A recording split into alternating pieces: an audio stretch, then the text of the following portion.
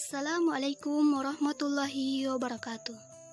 Perkenalkan, nama saya Sri Nurningsi Karahim, jurusan Biologi, Prodi Biologi, Universitas Negeri Gorontalo. Baiklah, di sini saya akan menjelaskan gerak tropisme dan gerak nasti pada tumbuhan. Seperti yang kita ketahui bahwa gerak pada tumbuhan merupakan kemampuan organisme untuk merespon stimuli dari lingkungannya, atau disebut juga iritabilita.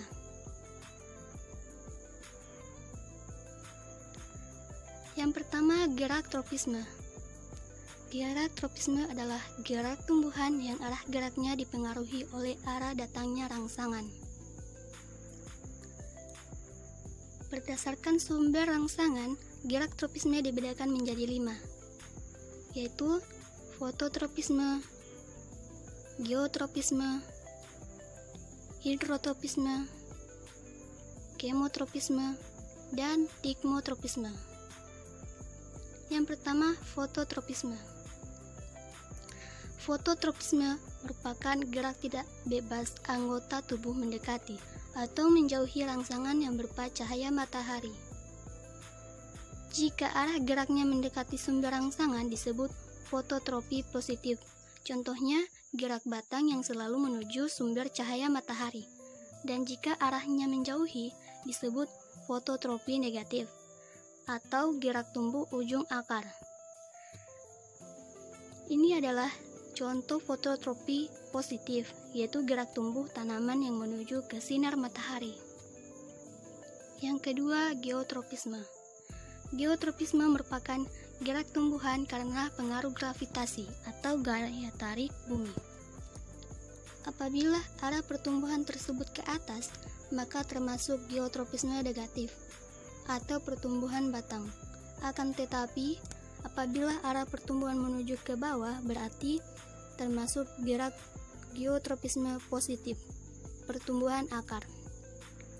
Ini adalah salah satu tumbuhan gerak batang menjauhi bumi dan gerak akar mendekati bumi. Yang ketiga, hidrotropisme.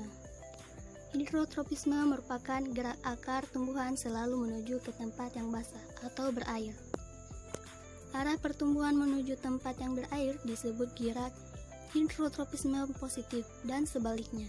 Contohnya yaitu akar kaktus yang dapat tumbuh hingga berkilo-kilometer sampai menuju sumber air.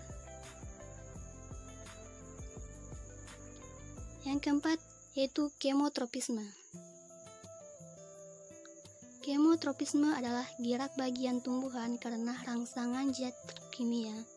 Jika gerakannya mendekati zat kimia tertentu disebut kemotropisme positif.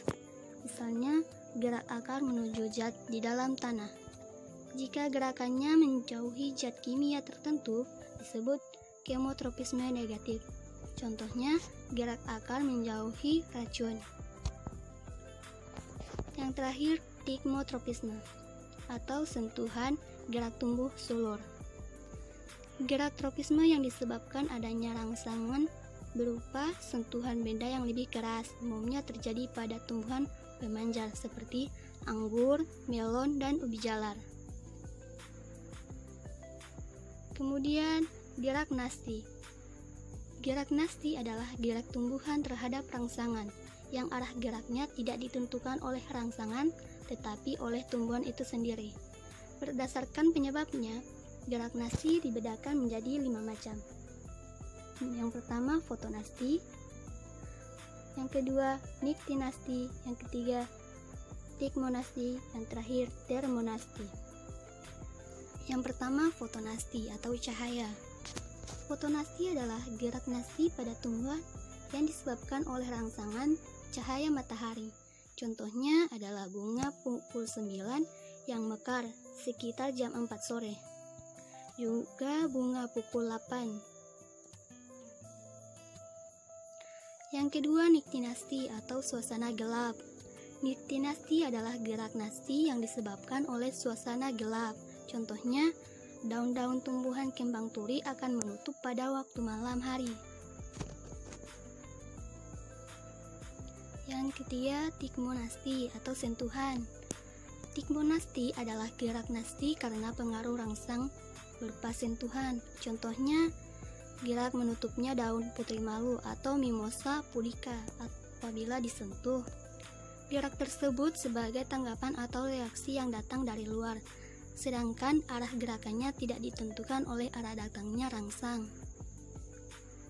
Yang terakhir, termonasti atau suhu. Termonasti adalah gerak nasti yang disebabkan oleh rangsangan suhu. Termonasti disebut juga fotonasti karena perubahan suhu disebabkan oleh intensitas cahaya yang mengenai tumbuhan. Contohnya itu bunga tulip. Yang terakhir yaitu haptonasti. Haptonasti adalah gerak nasti yang terjadi pada tumbuhan insektivora yang disebabkan oleh sentuhan serangga. Contohnya yaitu tumbuhan Venus dan kantung semar. Terima kasih. Apabila ada kesalahan, tolong dimaafkan.